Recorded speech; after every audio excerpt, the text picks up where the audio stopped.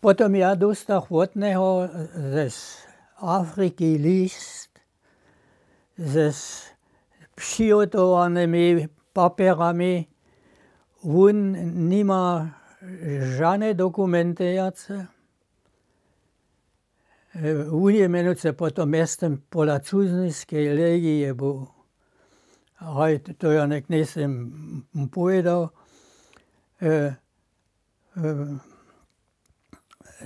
Tu je od žony čeknul do francouzské legie a v Africe jsou oni měli vykupované a později on byl ve Vietname.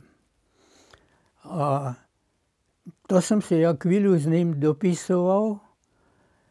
Ja pa jsem potom to přetonul, ja jsem se bojal, že ja politické ceže kręcím. No. A po letach Jana dostal list zase z Afriky od neho. A on prosil, že o opodstatnenie, že je on tun Jurij Kubica, tak a tak. Oni z tej dvajo hromadě ve Vietname od legie čekali do Číny a do Afriky šišel. Do francouzské pa se unie zvíril a žádné papíry. Ja byl s jedným dalším svědkom od súdnictva opodstatnené dokumenty, že je on tun Jurij Kubica, tak a tak. A to jsem jim obstaral tež. A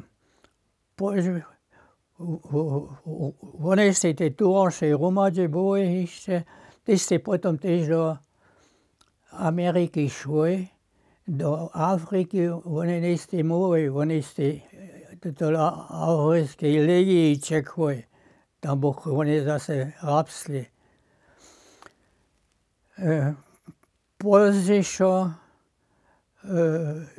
se on ve francouzské oženil zase, od toho, že on v západě ženu zaostajil,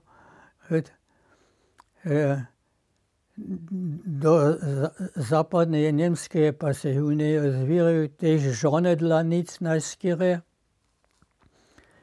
A znamená, je on hižo jara mode umrel, ja neviem, v kotrých letách to bol.